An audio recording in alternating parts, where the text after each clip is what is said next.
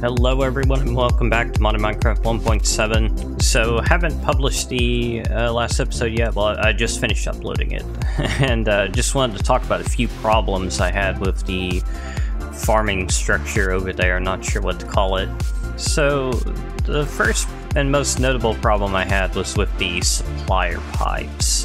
They don't seem to work very well in certain cases, most notably when they're trying to pull items from another network. Sometimes they'll work just fine, sometimes they won't, and I just could not get the supplier pipe to get ender pearls. Sometimes it wouldn't get hose, but mostly ender pearls. Sometimes it would request them, they would come, they would sit in the pipe, and then they'd go back where they came from.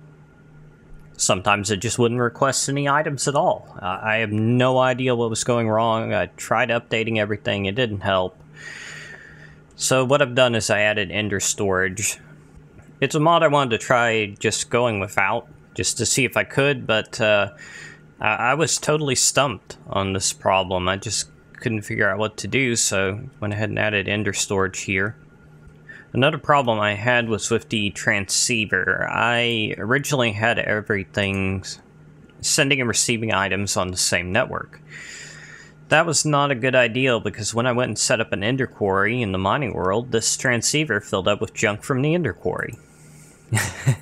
And so was the one at the mob accelerator. So I don't know if I've taken care of the one at the mob accelerator, but this one is on its own frequency now. And I've got a second tesseract, or transceiver back here. I almost always call them tesseracts. And this one is connected to the farming station. Here it's on that particular frequency. This one's the original one on the tower frequency, but it's what gets all the items from the ender quarry, I think. Let's actually check this one. Okay, this one's fine, because it's only sending items, right. Alright. So the ender chest I've got is in here, and it's got a provider pipe on the back, and this works just fine. Actually, let's double check. Let's take out some ender pearls and see what it does. You would think that it wouldn't be able to request ender pearls from here either, because this pipe network is different from that pipe network, which is different from that pipe network. So I got 3 networks. That one over there can't get ender pearls, but this one can. It could be that both the accelerator and farming station have to connect up through this pipe network. Maybe that's why it's acting up. Maybe it's something I did wrong. I really don't know, but this seems to fix the problem, so I guess that's good enough. So the ender quarry I set up is 128 by 128. I measured it out exactly using the tape measure, and looks like this cobblestone cache is filled. I don't know what I updated that did this, but if you look down in Wayla now, it shows you how much is in the cache, which is very useful. I don't know why that wasn't a feature a long time ago. So I came back this morning and looked into my system, and I noticed that I had two of these saplings. I have no idea how to pronounce that. Acamus. And I grew some and chopped them down by hand. They grow just like oak trees. You can get big trees from them occasionally, but mostly they just go straight up. And I think I'm going to put these on one of the farming stations over there temporarily. And I'm just going to enchant a diamond axe and see what I get. Pathetic. Okay, let's go put Unbreaking 3 on that by hand. Let's see, do I have any Unbreaking tokens in here already? No. So one thing you can do in the most recent version of Silence Gems is you can use enchantment tokens on most tools.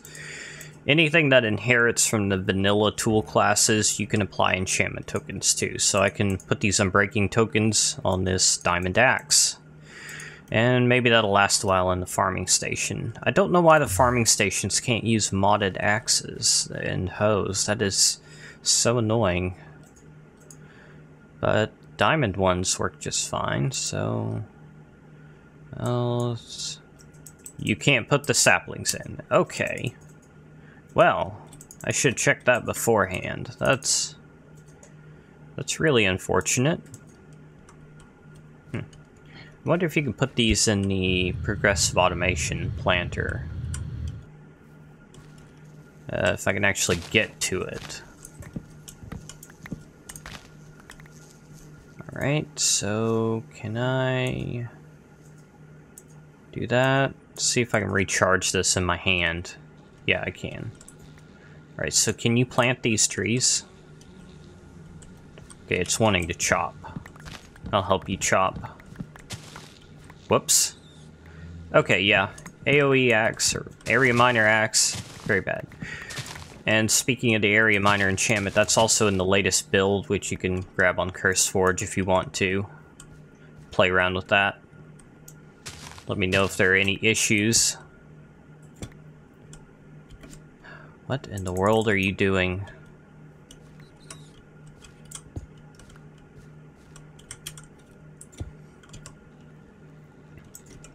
Definitely feel like I need to work on this enchantment a little bit more.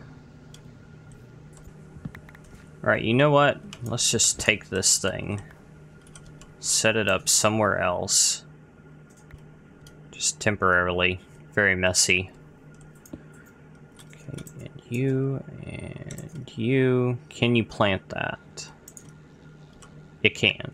Okay, so this thing can plant the trees. But the Ender IO farming station cannot. The farming stations continue to disappoint me in some ways, but I think they're still my favorite way of auto-farming, if I had to pick one. Alright, well I think that's all I've got to cover right now. I'll come back when I've got something to make an episode out of. Oh, well I guess here's something else worth mentioning. I've got one of the farming squares, instead of doing a full-size farming station, I did 4 min-sized ones, so we got some dead space in the center here, but that's okay.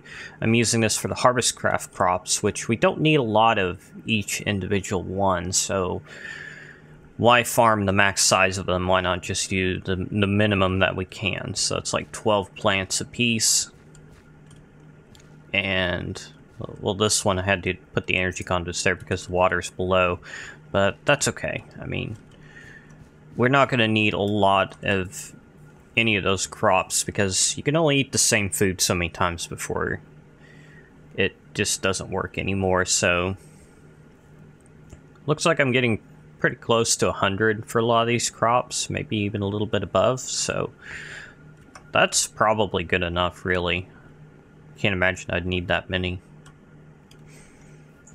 And I may want to put a stop on the fluffy puffs pretty soon. 12,000 of them, wow. And still got lots of storage space.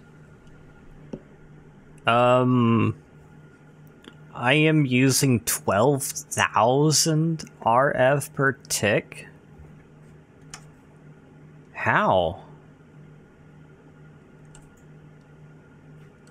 I'm also producing that amount? That doesn't really make much sense to me.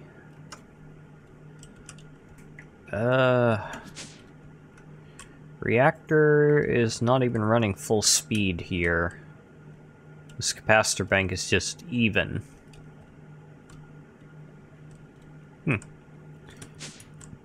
Pretty sure the Ender Quarry doesn't pull that much power unless it pulls more power if you have a larger quarry. And these things I don't think use that much.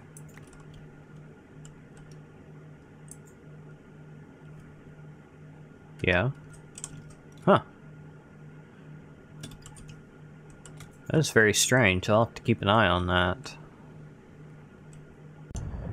So I finally decided to put speed on my leggings so I can get around faster, and unfortunately it does increase your field of view, and I don't really want that, so I'm going to adjust my field of view according to the increase. So got the little corner of this block about there, so I'm going to go ahead and put on the leggings, go into my settings and decrease the field of view to about 80, so it's pretty close to where it was before. It's not quite, still a little bit wider, but That's good enough, and I can get around a lot faster. Something I should have done a long time ago. I don't know why I didn't. Although I can move pretty fast with this Dark Solarium jet plate or whatever it's called. It's pretty insane. Wow, I haven't seen a tornado in a while. The weather deflector I made seems to... it's like when the tornado gets close to the weather deflector, it just kind of... It does that. It just stops everything in its tracks. Like it's just frozen, and then it just kind of fades away. Very weird. Getting some little audio glitches here from the sound from the jet plate. I may disable the sounds here. Let's see if I can find it without too much trouble. I think it was near the bottom. Yeah, so some mods, like Simply Jetpacks, you can go into the mods menu and then go down to the bottom, wherever the mod is, click on it, then config. This doesn't work with all mods. Sound settings and false. Okay, let's try that. No, it's multiplayer.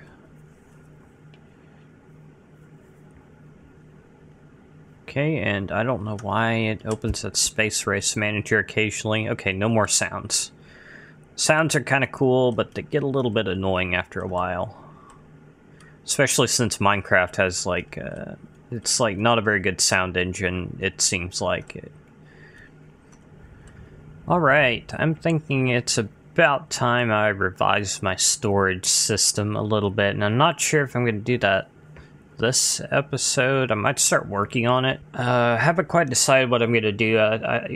I should get an ME system in here and start putting items in that, so I don't have this massive wall of stuff. This is just very cumbersome. It does work, and I've got some chests that are unused, but it's just a pain to configure them. I mean, in order to install an item sink, I have to either, like, aim through the cracks like that, or I have to teleport to the other side or go down below. It's just not very convenient, so I'm gonna look into getting this revised. And another reason is some of the chests I have are filling up, like the gemstone chests. Yeah, that's getting very full. The ore chest was full until I moved a bunch of junk over here. Or it was getting very close to full. I guess that it would not be full right now. But I was concerned about it because I wasn't sure how long it'd be until the next time I got a chance to check on it. Oh, I did put a Silk Touch upgrade on my Ender Quarry. That was very easy to do since I made it so enchantment tokens work on vanilla tools, which I think I've already mentioned in this particular episode. The previous half of the episode, or whatever it was recorded yesterday for me. I think I'm actually going to get 3 videos out this week for a change, or 3 Minecraft videos. I kind of need another Minecraft series as well. I'm kind of looking around for that. I don't want to do like a second custom pack. That'd be kind of silly. But, oh, my coal is almost full. I should get that upgraded. But I was looking on the FTP launcher and I saw a mod pack called Pathfinder, which looks kind of interesting. Might try that out. I tested it just a little bit, and I kind of screwed up one of the quests and wasn't sure what to do at that point. So might have to be pretty careful when playing it. Okay, we can store more coal now. That's a ridiculous amount of coal. I don't know what I'm going to do with all of it. So that farm is doing very good. You can see the stuff that's in the farm from here. So we got lots of wheat. We're getting pretty close to 10,000 essence dust. Lots of sugar cane. That's good. We need lots of sugar cane. I made dye seeds as well, so I can craft dyes, so I don't have to go out and start bone mealing grass and hoping I get the right kind of flour, because that's annoying. It takes a while to do. Oh, yeah, I was talking about the Silk Touch upgrade. So yeah, it's was very easy for me to make, since I can just make an item that gives silk touch. I think it's reasonably expensive. You need 3 emeralds, bit of gold, redstone, the chaos essence. The chaos ore is a bit tricky to find sometimes. Although you can see now that I'm doing automatic mining, I've got more of it than I know what to do with. That is seriously a lot. Yeah, it's been a long time since I've ever been this stocked up on a mod pack. Which, in a way, actually makes me kind of nervous. I'm not getting bored of this pack at this point, but I'm afraid that I will, because that tends to be the pattern, but maybe I'll be wrong this time. Thankfully, I'm wrong about a lot of things, which makes me very happy. So let's hope I'm wrong. So something else I've been playing with, which I don't think is worth making a whole episode over, is I've been playing around with the 3D printer, and this thing is pretty cool. You can basically make custom blocks in a variety of different shapes. So here's one that the creator of Open Computers made himself. It's kind of like a flower pot. Unfortunately, you can't actually plant anything in it. It's just kind of a normal block. It doesn't have any special functions. You can actually make them emit redstone if configured correctly. So I tried to create something here that looks kind of like a light switch. I meant for it to be on when it's up and off when it's down, but I got it mixed up somehow. But this actually does emit a redstone signal, and it's a little bit weird because you can also like place it on the floor like that in midair. But something that's kind of interesting. Here's like some failed attempts, stuff that didn't work quite as planned.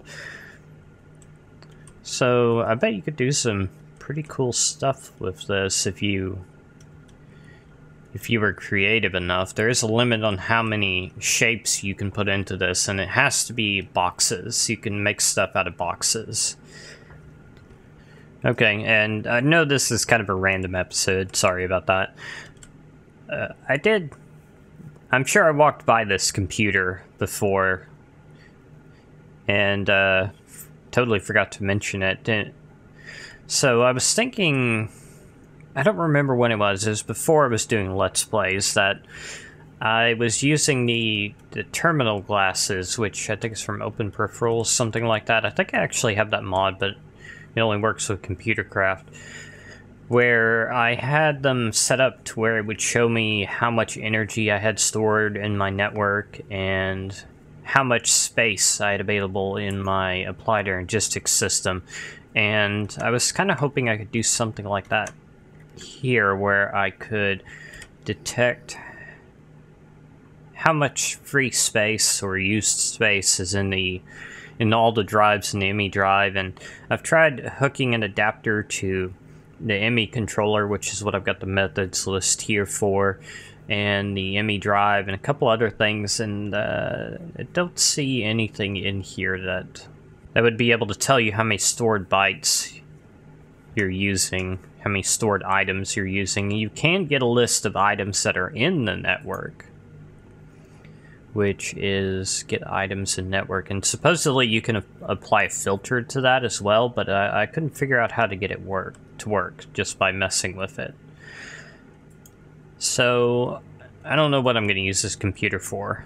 Another thing I did is I put down an ME chest here with all the different cooking utensils from Harvestcraft. So I put this in its own separate drive. I just used a 1K drive because there's not that much stuff in it. And I believe I set this to be a higher priority, and I partitioned the drive so that nothing but those tools can go in it. So if I were to come over here and take out the skillet and use it for something, I could put it back in, and it's in the ME chest again. I cannot talk at all. Learn English. So I think that's about enough for an episode here. It might be a bit short once it's all edited, but I'm at 21 minutes already. So let me know what you think of the structure. I think all the individual rooms are going to look like this one. I haven't had a chance to mirror this pattern anywhere else yet. Well, I've partially done it on some of these.